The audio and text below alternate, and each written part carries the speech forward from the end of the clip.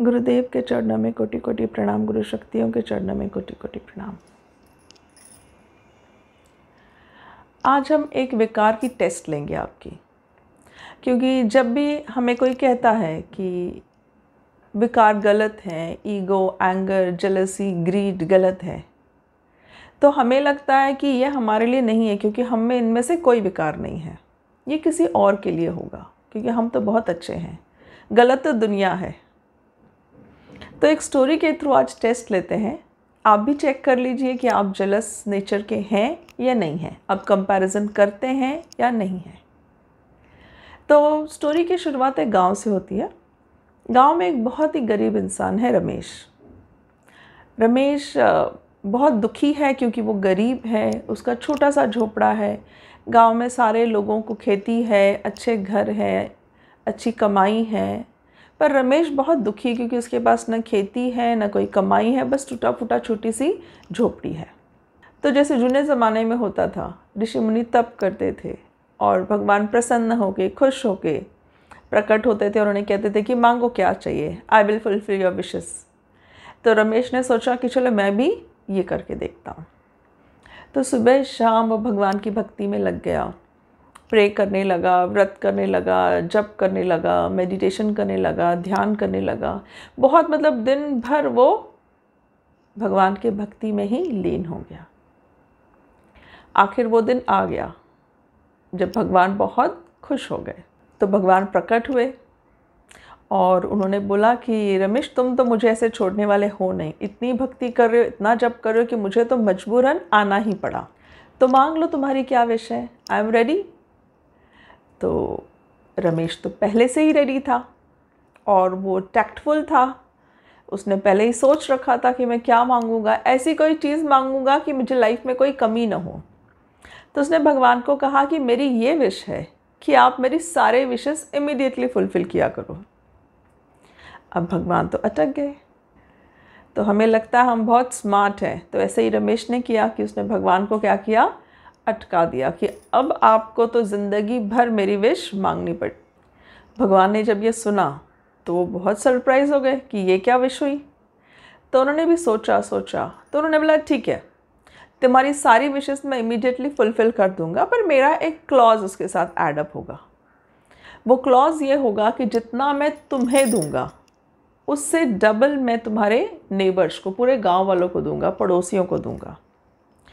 तो रमेश सोच में पड़ गया कि अब ये तो मुश्किल हो गई, क्योंकि उसे तो खुद के लिए चाहिए था, नेबर्स के लिए तो नहीं चाहिए था। तो उसने सोचा अगर मैं पैसे मांगता हूँ तो नेबर्स को डबल पैसे मिल जाएंगे, अगर मैं बड़ा घर मांगता हूँ तो नेबर्स को बड़ा घर मिल जाएगा, अगर मैं खेती मांगता हूँ तो नेबर्स को बड़ी मिल जाएगी। तो ये तो गड़बड़ हो गया, तब तो मैंने किया, सब कुछ तो मैंने किया, अब इसका फल दूसरों को क्यों मिले। ऐसे वो बहुत सोचने लगा। तो भगवान ने कहा कि ठीक है, कल आता हूँ, सोच के रखो। तो आप भी यहाँ वीडियो पॉज करके चेक कीजिए कि आप अगर रमेश की जगह होते तो आप ऐसी कौन सी चीज़ मांगते जो आपको मिले तो चले, पर आपके नेबर्स को डबल मिले। एक पेपर और पेन लीजिए और उसमें ईमानदारी से लिखिए 1, 2, 3, 4 कितनी विशेस आपकी ऐसी होती कि बस आपको मिलना है, ये आपके लिए काफ़ी है, दूसरों को क्या मिलता है इससे आपको कोई फ़र्क नहीं पड़ता। तो जैसे रमेश भगवान को दिन रात प्रे करके, जप करके याद करते था, वैसे ही भगवान सुबह शाम रमेश के घर में आते और पूछते कि डिसाइड हुआ क्या चाहिए, डिसाइड हुआ, एक तो मांगो, ज़िंदगी भर के विशेस होने तुम्हारे, तो आज शुरुआत तो करो। सुबह शाम भगवान आने लगे। रमेश तो डिसाइड ही नहीं कर पा रहा था, मैं क्या करूं। तो एक दिन थक हार के रमेश ने कहा कि ठीक है, मेरा ये टूटा फूटा घर है, इससे हटा के इसी जगह पे एक आलीशान महल बना दो। भगवान खुश हो गए। चुटकी बजाते ही रमेश का वो झोपड़ी गायब हो गई और वहाँ पे क्या बन गया, बड़ा महल बन गया। रमेश बहुत खुश हुआ, पर जब वो बाहर निकला, बाहर जाके देखा तो पूरे गांव में उसके सारे पड़ोसियों के जो भी आलीशान घर थे, उसकी जगह रमेश से भी डबल आलीशान घर हो गए। अब इसकी जो खुशी थी अपने महल को देख के, अपने बंगलों को देख के जो खुशी थी, वो तो ज़ीरो हो गई। क्यों? क्योंकि किसी और के पास इससे भी बड़ा मिल गया, और इसके मन में यही था कि सब किया मैंने पर मिल रहा है दूसरों को। तो बहुत उदास हो गया। फिर भगवान ने कहा कि ठीक है, कल मिलता हूँ, और कोई विश है तो बताना। तो फिर भगवान सुबह शाम उसके पास आने लगे। तो रमेश तो बेचारा थक गया। उसने कहा कि ऐसा क्या मांगूं कि मुझे मिले पर दूसरों को ना मिले। तो उसने बहुत दिमाग लगाया, पर उसे कुछ ट्रिक नहीं सूझ रही थी। तो वो एक वकील के पास गया। वकील लोग होते हैं इंटेलिजेंट। तो वकील के पास गया और उसने कहा कि आप ही कोई तिगड़म लगाइए and just give me a solution, कि मुझे इसमें से निकलना है, कि मुझे ऐसी कोई चीज़ बताओ कि मैं मांगूँ तो फ़ायदा सिर्फ मेरा हो, दूसरों का फ़ायदा क्यों हो। तो वकील ने भी सोचा सोचा, बोला कल आओ। तो दूसरे दिन गया रमेश उसके पास। तो वकील ने कहा कि सुनो, तुम क्या करो, भगवान को बोलो कि मेरे महल का जो दरवाज़ा है, मेन डोर है, उसके आगे मुझे एक कुआं बना दो। तो रमेश ने जब वकील की ये बात सुनी तो उसने सोचा, घर के सामने कुआं बनवाने से क्या होने वाला है, बोला तुम करो तो सही। तो रमेश ने कहा ठीक है। तो उसने दूसरे दिन जब भगवान आए तो रमेश ने कहा कि भगवान, मेरे घर के सामने मुझे कुआं चाहिए। तो भगवान पहले सोच में पड़ गए। बोला ठीक है, जैसी तुम्हारी मर्जी, तुमने तो इतने तप किए कि I will have to grant your wishes. तो भगवान ने चुटकी बजाई और रमेश के मेन डोर के सामने एक कुआं बन गया। तो सारे जो नेबर्स थे उन सब के घर के सामने 2 कुएं बन गए। तो रमेश फिर भी कंफ्यूज था कि इससे क्या होने वाला है। तो फिर वो दूसरे दिन वकील के पास गया। तो वकील ने कहा कि हो गया काम।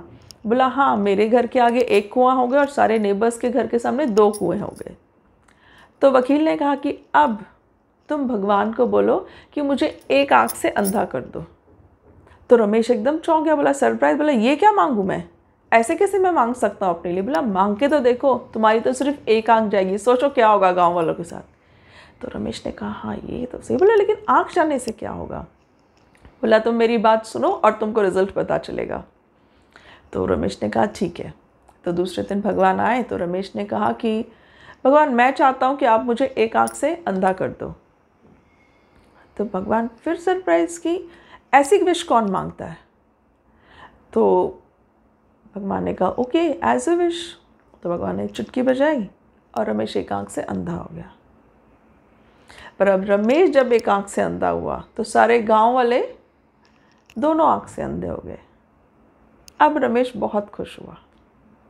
क्यों खुश हुआ? क्योंकि जैसे ही कोई इंसान, क्योंकि सारे अंधे हो गए थे, जैसे ही कोई घर से निकलता सीधा वो कुएं में गिर जाते, क्योंकि कुआं उन्हें दिखता नहीं था और आँख उनकी दोनों ही चली गई थी। तो उस दिन रमेश बड़े चैन से सोया। क्यों? क्योंकि गांव में कोई बचा नहीं था। अब उसने कहा कि अब मैं दिल खोल के अपने सारी डिज़ायर्स, अपने विशेस पूरी करूँगा। क्यों? क्योंकि और कोई नहीं है जिससे कुछ बदले में मिले। तो ये क्या है? ये विकार क्या है? आप अगर रमेश की जगह होते तो क्या मांगते?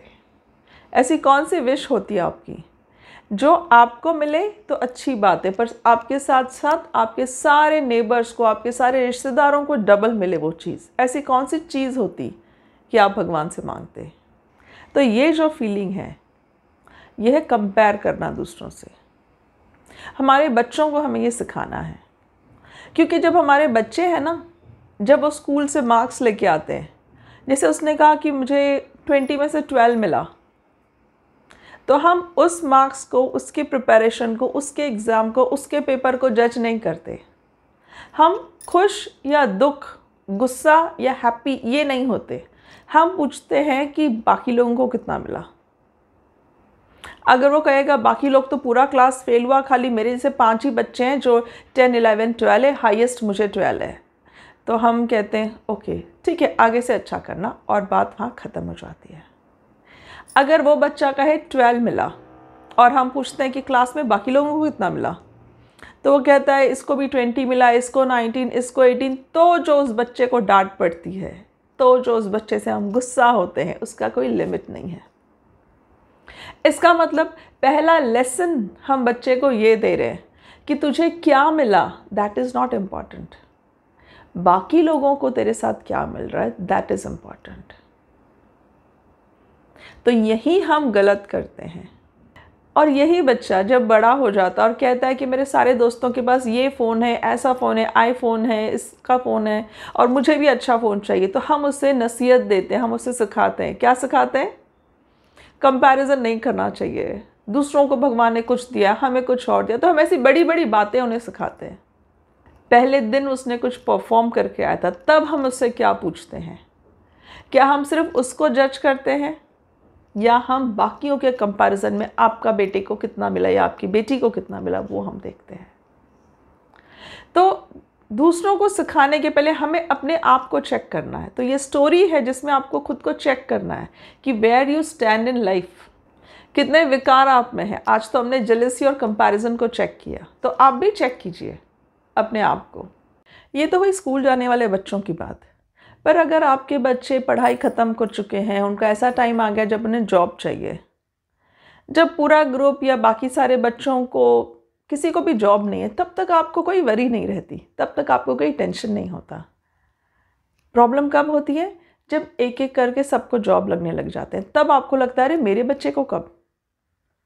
मतलब आपके बेटे को अगर जॉब नहीं है पर उसके साथ बाकी पूरे ग्रुप को भी जॉब नहीं है, तो आपको चलेगा, okay, you are okay with it.